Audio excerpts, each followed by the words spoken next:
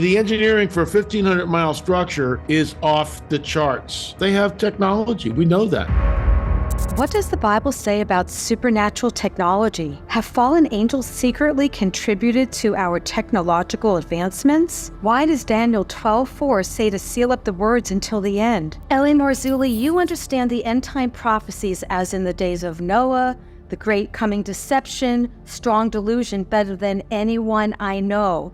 And as you are an author and researcher, and you've done award-winning documentaries regarding the UFO phenomena, what in the world is going on? Well, this dates back decades. For those of us who are ufologists or have been following this, I saw my first UFO when I was 12. I was at Boy Scout camp. I was number 4 in a group of 4 boys. We were hopping rocks up this ravine. Beautiful sunny day. I'm the last kid. So it's 1, 2, 3, 4. I'm number 4. So number 1 kid goes, "Wow, what's that?" And he points over to his right. And the other 2 guys goes, "Wow, what is that?" And I go, "Where?" They go, "There. Up in the sky is this." And about this big. About like that. Yeah, that's about it. Just like that. So you saw that? Oh, yeah. And it hovered like this for maybe 20 seconds.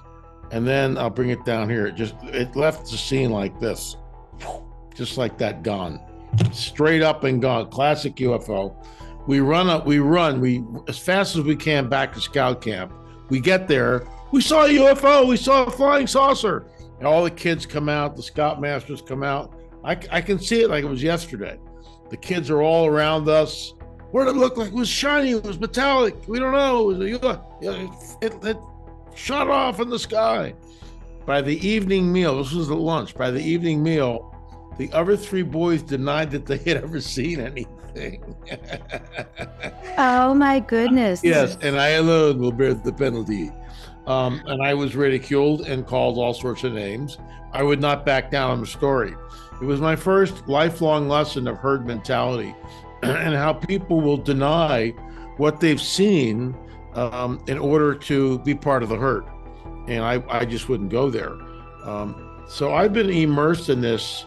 I was raised Catholic at 13. I left the Catholic Church. I became, the Beatles were there. This is 63, 64. So it's Beatlemania. And then shortly after that, Eastern mysticism comes in. The greatest explosion of occult books since the 20s came into America. We allowed it in, along with meditation and gurus and yoga. So the bottom line was, I read everything I get my hands on with the New Age, with the occult, with Eastern mysticism, with the burgeoning UFO phenomena, and I had many occult experiences. And so from 13 to 30, there's this window of time where I am immersed in like Carlos Castaneda, smoke quests with the little smoke, peyote ceremonies. I mean, I was deep. I was in the ashram. So we were, I left the guru. I had stuff happen. I became an agnostic. And at the ripe age of 30 years old, I accepted Jesus. I was alone in my room. And I was reading Dave Hunt's book, The Cult Explosion. And I said a goofy little prayer. I say goofy little prayer because it's what it was. It was just, well, if Jesus is really real. And nothing happened. And about 30 days later, all hell broke loose. As the Lord began to pull me out of the kingdom of darkness, they did not want to let me go. And it was a battle that lasted basically 3 years. I had 2 mentors, one Wayne Kendall, who's gone home with the Lord. He was 20 years my senior, so he'd be 93 right now. And Wayne took me through the darkest days of my life, without doubt. And then Pastor Fred Nicholas at Calvary Chapel, Thousand Oaks. I used to see Fred twice a week in the beginning. And he told me he'd never seen anybody that was being attacked so severely. And this went on, and I was defenseless. Neither man knew anything about putting on the armor of God, walking in victory. They didn't know anything about that. So this is circa 1980. So it's a long time ago, 43 years ago. But you know what? I think you had this attack because the Lord was giving you a revelation about the end time prophecy regarding the coming, deception And as in the days of Noah, again, better than anyone I know. I mean, the Lord you explain it better than anyone I know.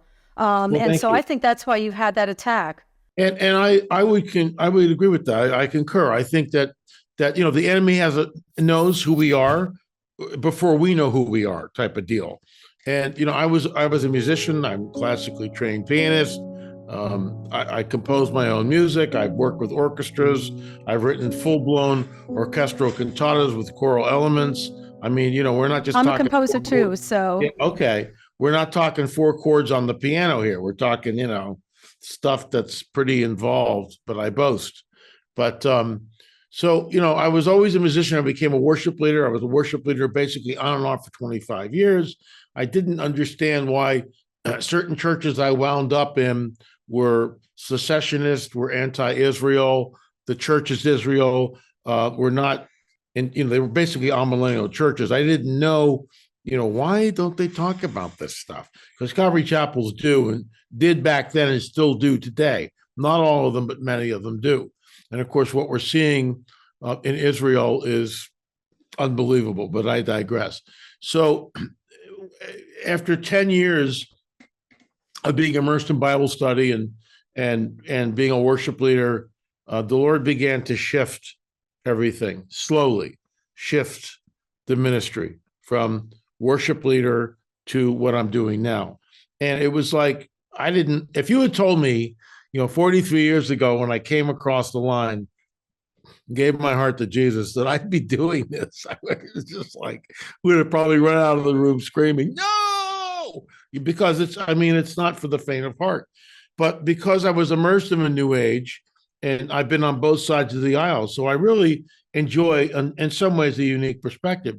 So having been immersed in the UFO phenomena before I became a Christian. Okay, and just so, because some people are going to say UFO. Okay, wait, he believes in UFOs, so can you all? What are those?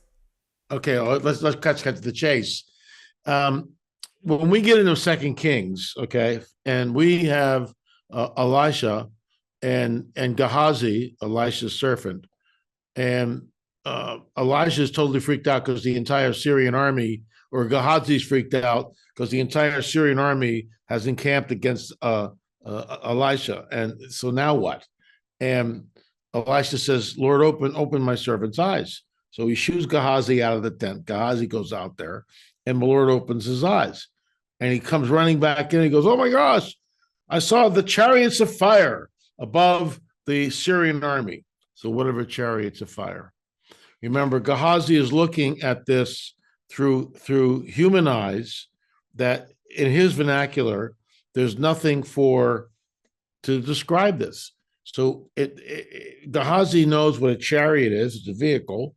So it's a chariot, and he knows fire. That's it. So a chariot of fire. Today, we would call that a UFO. So there seems to be, and people immediately go, why do angels need chariots of fire? And you get this because the church has this incredibly truncated view of the supernatural. So the good guys and the bad guys can use these vehicles. We know from the Indian, not Native American Indian, the Indian legends about the Vimanas. And we know that there was war between these flying discs. We know that. There's absolutely no doubt about it. Gary Stearman had an encounter. We interviewed him in our Watchers series. It was basically, he had 3 hours of missing time, and he was not abducted. He was not taken. This thing was the most beautiful thing he's ever seen. Pastor Matt Freeman, who recently prayed to the Lord, I want to see one of the good guys. And the Lord answered him. And as he was coming in for a landing on a jet plane, this thing flew by under the wing like this, right under the wing like that. So, and immediately, wait, good guys. Yeah, hold on. I know where you're going with this, okay? Because the church has a truncated view of the supernatural. We say we believe in the Bible, but when it really comes down to it, most Christians have a truncated view of the supernatural. What do angels need this for? Why can't God just snap his fingers and do this? Why is it that the angels fight with the devil and his angels. I call it the great eviction notice in the book of Revelation. How do they fight? How do they kick Satan and his angels out of the second heaven? Because that's where they are. They fight. There's weaponry. Who makes the weapons? Do they just go sword and the sword appears? You know, when the cherubim are in the gates, this is a book I'm working on. This will be number 15, Supernatural Technology in the Bible. So I'm throwing you some stuff. So the cherubim are on the east gate, okay? But only on the east gate, which immediately begs the question, what happens to the north, south, and the west gates? Why doesn't the Lord have to guard those gates? Are they tucked away? Are they closed? He doesn't have to touch them, but the east gate is open. For some reason, the east gate is open. So he's got cherubim sitting there, and then guess what he's got? He's got a flaming sword that goes every which way. Vroom, vroom, vroom, vroom, vroom. That is technology. What is that flaming sword which turns every which way? It's not the cherubim. It's a flaming sword. When Joshua meets the angel of the Lord, which is none other than the pre-incarnate Christ, the angel of the Lord, this is another chapter of the book, has his sword drawn. So is it possible? I kind of did this tongue in cheek in the book. I've already written about 6 chapters. And then the Lord switched and said, "Don't, this is the book you need to get out, the rungs of disclosure ladder." So I'm working on this thing every day. So the angel of the Lord, which is the pre-incarnate Christ, has his sword drawn. Well, where did that sword come from? Who made that sword? Did they have, this is tongue in cheek, did they have a contest in heaven among the metallurgists, among the smiths? Who will make the Lord's sword? I'll make the Lord's sword. No, I will. No, I will. No, I will. We'll have a contest to see who will do it. Now, I'm not saying that's what happened, but I'm throwing that out to state that we know in the book of Enoch, when the fallen watchers come down, they have technology. We know that. They show mankind the art of weapon making. That's in the book of Enoch. The watchers are showing this. So they know about metallurgy. Who constructs the New Jerusalem? How does that work? 1,500 miles wide, 1,500 miles long, 1,500 miles in height. Is it a cube? Is it a pyramid? We don't know. I lean towards pyramid. Some people go, "Oh, blasphemy." Why is that blasphemy? You don't know what it is, and I don't know what it is. If you think it's a cube, that's fine. But 1,500 miles, the engineering for that is, Janie, the engineering for a 1,500 mile structure is off the charts. Okay? And this thing descends. It doesn't just go poof on the planet, okay? So somehow it's got anti-gravity properties to it. We don't know what those anti-gravities, well, the angels are holding it up, LA. Well, that's possible. Or does it have some sort of technology that's built in that enables this thing to fly around? I don't know. But you see what I mean by truncated view? We travel in this stuff, but we always lean towards, well, God can just snap his fingers and, okay, I get that. And God can do that. What about the angels in the book of Ezekiel that come into Jerusalem with slaughter weapons? And another angel has got the magic inkhorn, putting a little mark on somebody's forehead. Don't touch them. And the angels with the slaughter weapons go out and do what they're going to do. I mean, it's all throughout the biblical narrative once we start looking for the technology that's there. So there seems to be stuff that's used. I mean, in Ezekiel chapter 1, Gary Stearman calls it, God's taking his 57 Chevy out for a spin. I mean, that's a vehicle of some sort. The living creatures are there. God's throne is there, and he's just going for a joyride for Ezekiel. I mean, what the heck is that? I mean, it is some sort of a craft. Is it a UFO as we know it? No, it's not. It's something else. But the problem with the church is we've got this truncated view of the supernatural where I just gave you a bunch of examples. Something is going on. So we need to at least come to a point where, okay, I don't have all the answers. You don't have all the answers. The Bible has some of the answers, but in other places, it's closed off. So what we do know is this. that what the sightings that you just said, in my opinion, I would lean that 99% of those are the bad guys. That's what we're looking at. Okay, It's now wait. Now, but before Go you go ahead. on, I want to go back to the technology. Do you believe that some technology that we have today is from the fallen angels giving that technology to people, and even some people who are involved in the occult? Yes, absolutely. All day long. So All day long. what kind of technology would you say has been? Well, Philip Corso has a book. It came out in the 90s.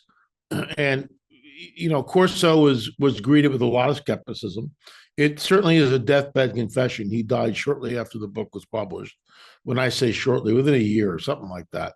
I'd have to go back and look and see exactly when book was published. Corso's dead, but Corso spilled the beans. A lot of people go, well, I don't believe in Corso's book. But then we have Bob Lazar. Bob Lazar worked at S4, which is part of Area 51. In the 90s, Lazar became a whistleblower and basically stated on the record that he worked at S4 and he was back engineering the propulsion system from a UFO. Fast forward to David Grush, whistleblower in Congress, talking about the UFO crash retrieval program. Go back to 1947, Roswell, New Mexico. This is what number 7 and number 8 in our UFO film series is all about. This was not a weather balloon. There's no doubt in my mind. This was a crash disk that happened in what is now known as a debris field. We are, as far as I know, the only Christian research team that actually has spent time to go to a debris field with metal detectors to see what we could find. Guess what? We found debris buried about 6 inches below the ground. We had the debris tested. It's metal that the closest thing we have to it is an aluminum alloy not created till 1972. What's that doing there? Okay. And this will be in our film number 8 in the series. We actually show it on camera. We are digging this. The metal detector goes off. We run over with the cameras. We dig this thing up. Here it is. It's right in his hand. And then we have that metal tested. And once again, it's the closest thing. It's not a match. There's an aluminum alloy from 1972. And in the film, I show what happens. There's a clip from Holloman Air Force Base, which happened, who knows? No, White Sands. I'm sorry, White Sands. You see this gleaming UFO come down. It hits the ground. It goes back up. It goes like this again. It comes back down. And when it hits the ground the second time, Janie, it explodes in a gazillion pieces. It just shatters like this. So these pieces came down at a high velocity. They just didn't gently fall like snowflakes on the ground in New Mexico. They came down very fast and buried themselves in the ground. They didn't get it all. And we found that day, we found 2 pieces of the metal. Why is the balloons going up? This is what I have no idea. Something is set on my computer, and I have no idea why. I was like, oh my goodness, okay. I have no idea why it's doing this. But let me just say this to you. Okay, with the fall, because we know this technology is from the fallen angels, and we know that, let me just say, like the internet, because we know the bottom line is they want to end up controlling all of us. So do you think even the internet and all that technology was given, to be the final end of being able to control us? I think it's all interconnected. Yes, in some ways, it's all interconnected. Right. Okay. Right now the internet is benevolent on some level, but it is controlled. We no longer have free speech. You can't say certain things. Now it's like hate thought. If you have a thought, you can be arrested. We live in a police state. We do in America, unfortunately. What I find interesting is like Hitler, he was into the occult, but he seemed to have technology that was, I think, given by fallen angels. And then right after that, we had a lot of Nazis come over, and then you start having the space program and all different stuff. Again, I think that was technology given by fallen angels. What do you think, and where do you see it finally going? Well, Bob Lazar, once again, circling back to Bob Lazar, Lazar stated in the 90s that he was back engineering the propulsion system from a crashed UFO or from a UFO that was just given to us. David Grush jumped from the 90s to present day. David Grush stated at the congressional hearing that we have a retrieval program in the United States government to retrieve these discs. I believe that there was a quid pro quo. You've mentioned this, that we were given these so-called extraterrestrials, which are not extraterrestrials. These are the watchers. These are the bad guys. These are the fallen angels, okay? We are warned of this. They gave technology for access to the population. So Jesus warns us it'll be like the days of Noah when he returns. What differentiates the days of Noah, the springboard for that, is Genesis 3:15, where Jesus in the garden, Adam and Eve have just blown it. So you got a little vignette. You got the dragon, you got the serpent over here, you got Adam and Eve over here, you have Jesus in the garden. He says to the dragon, to the serpent, your offspring, your seed will be at war, at enmity with the offspring, the seed of the woman, the one coming from the woman, the proto-evangelium, will crush your head. You, dragon, Satan, will bruise his heel. That is the gateway. That is the gateway to the rest of the biblical prophetic narrative. If we don't understand Genesis 3:15, and it's not taught in the churches for the most part, when we do get to Genesis 6, where the Nephilim are on the earth and all the consequences after that, we have no idea of what's going on. And out of the entire Tanakh, the Old Testament, remember when Jesus utters these words, it'll be like the days of Noah. There is no New Testament. That's not written for a while. So all he's pointing to is the Tanakh. And out of the entire Tanakh, he points back to the days of Noah. Why? Because that's when the seed war erupts. Fast forward from Jesus's words, which is Matthew 24, Luke 21, and Mark 13. Hop back to the Genesis 6 narrative, where the Nephilim were on there for those days, and also afterwards. Spring from there to Daniel 2:43. Prophet Daniel says, or the angel talking to the prophet Daniel says, Daniel, seal up the words in this book. Seal them up until the time of the end. People won't understand what you're talking about, Dan. They won't get it. So seal up the words until the time of the end. And then he throws us a spiritual clue. This is what the time of the end will look like. Men and women will run to and fro over the face of the earth. Knowledge will increase.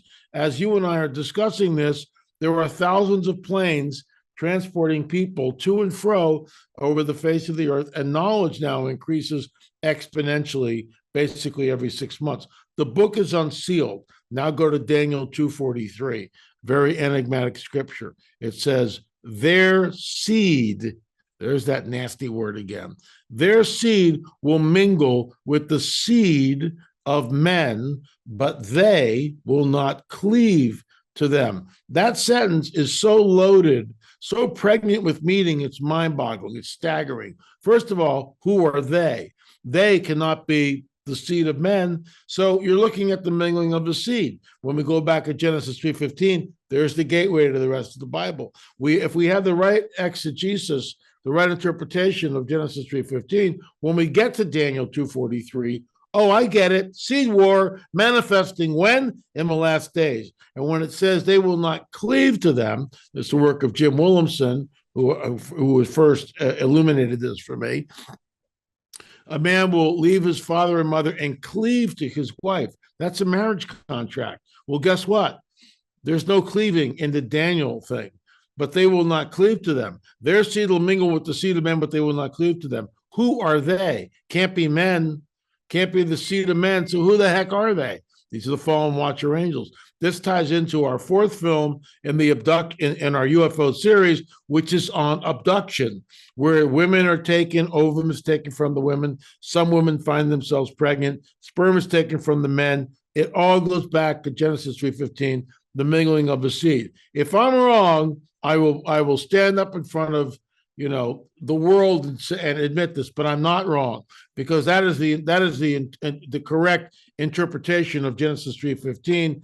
Elder brother Gary Stearman taught this way back in in one of our early Nephilim Mounds conferences in Ohio, and you could hear a pin drop in the room. And Gary's presentation was, it's all about the seed. And he is right. Genesis 3:15 is the gateway to the rest of the Bible. It really is. I want you to explain the special offer that you're making available for my subscribers. And because I've seen the documentaries in this offer, and they are off the charts. I mean, really, they are. And the books that you're making available, and it's for a special price. But I couldn't believe the information. I mean, believers need to know what's going on because, again, you're explaining, as in the days of Noah, better than anyone else, and what's really happening. And unbelievers, like family, I know that you have unsaved family, and they need to see this, but then they'll see the relevance of Jesus and how this has all been prophesied. So if you could explain what's in that special offer. Well, and your listeners, your listeners are the only audience who can get this. It's not for the general public. This is for you guys. And basically you get the 5 DVD box set. There are 6 right now. There are 6 DVDs in our ongoing UFO collection. All right. So you get the 5 DVD box set, plus you get the cattle mutilation DVD. Then you get further evidence, which is further evidence about UFOs. This is journalism. There's also 40 pictures. That's real. That's real. And it's photojournalism. I'm actually sitting down and interviewing people about the UFO phenomenon. So it's really, in some ways, it's a primer. And then you also get our book, UFO Disclosure, the 70-year-old cover-up. So it's quite an offer, and all that's available. And you can do 2 things with it. You can watch everything, or you can buy 2 of them, give one to, invite the family, neighbors over, show all the DVDs, whatever, sit down, pass the stuff around, get educated, and give one to your pastor. Most pastors are too busy to do anything, but they need to look at this and understand that this is the coming great deception. This is the strong delusion that we read about in 2 Thessalonians. There's no doubt in my mind, absolutely no doubt in my mind, that the UFO phenomena combined with the Darwinian paradigm is the coming great deception, is the strong delusion. Yeah, and actually this really explains it all better than anything. And also, when you first had mentioned to me about cattle the mutilation, I was like, huh? But then when you talked to me about, what they're doing with the blood, okay, right. You're all going to just have to get that series. And there's a special link in the description. So you have to click on that link to get the special price. So, L.A., thank you so much for being on the program today. Thank you, Janie. Thank you.